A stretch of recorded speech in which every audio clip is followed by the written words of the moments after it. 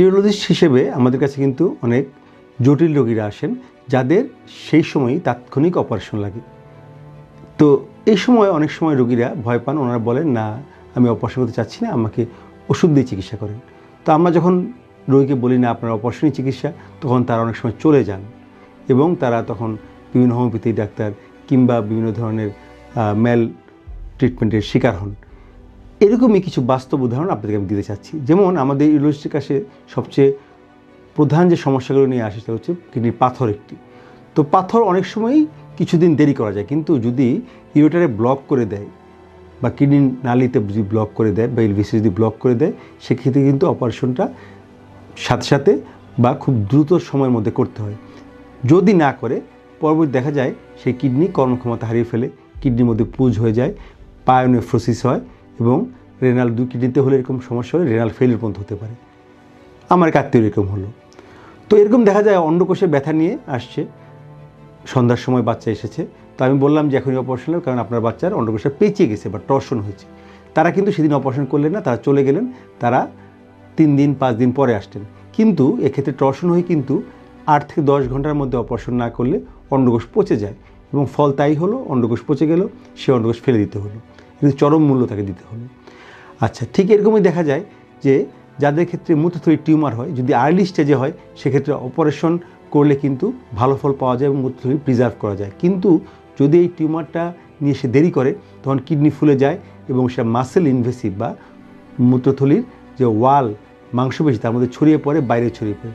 সেক্ষেত্রে কিন্তু মূত্রথলি কেটে ফেলে দিয়ে আমাদের খাদ্যনালী দিয়ে প্রস্রাব রাস্তা বানাতে হয়, যাকে আমরা বলি যে সিস্টেকটমি অ্যান্ড ডাইভারশন অপারেশন করতে হয়।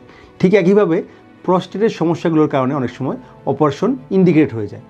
অনেক সময় ওষুধ দিয়ে চিকিৎসা চলে, কিন্তু যখন অপারেশন ইন্ডিকেটেড হয়, যেমন কোনো রোগীর রেনাল ফেলিয়ার হয়ে গেল, কোনো রোগীর পাথর হয়েছে, বারবার ইনফেকশন হচ্ছে, প্রস্রাব জমে থাকছে, সেক্ষেত্রে যদি অপারেশন না করে তখন সেক্ষেত্রে কিন্তু অবস্ট্রাকটিভ ইউরোপ্যাথি হয়ে রেনাল ফেলিউর নিয়ে রোগীরা অনেক সময় আসেন এবং এগুলোর কিন্তু অপারেশন করলেও আমরা ভালো ফল তখন পাই না।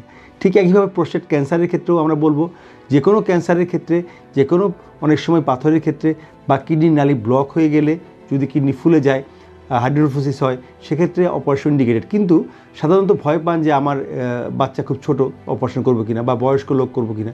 উত্তর হচ্ছে এখন কিন্তু অ্যানেস্থেসিয়া অনেক সেফ এবং আমরা পরীক্ষা নিরীক্ষা করে দেখে সেই ঝুঁকি হ্রাস করে অপারেশনের জন্য রোগীকে যথাযথ প্রস্তুতি নিয়ে, বেশিরভাগ ক্ষেত্রে রোগীদের কোমরবিডিটি থাকে, কারো ডায়াবেটিস, কারো হাইপারটেনশন, কারো ইসকেমিক হার্ট ডিজিজ থাকে, বা ছোটো বাচ্চাদের ক্ষেত্রে অনেক সময় বাবা মা ভয় পান। কিন্তু যদি অপারেশন ইন্ডিকেটেড হয় সেক্ষেত্রে অবশ্যই ডাক্তারের কথা শুনে এবং একজন ইউরোলজিস্টের শরণাপন্ন হয়ে জরুরি অপারেশন করার কথা যদি ইউরোলজিস্ট বলে থাকেন সেক্ষেত্রে অবশ্যই সেটা গুরুত্বের সাথে দেখতে হবে। দেরি করলে কিন্তু চরম মূল্য দিতে হয় এবং ভয়াবহ পরিণতি হয়, সেক্ষেত্রে অপারেশন করলেও কিন্তু পরে লাভ হয় না। এই জন্য একটি প্রবাদ আছে যে stitch in time saves time, সময়ের 1 ফোর অসময় 10 ফোর।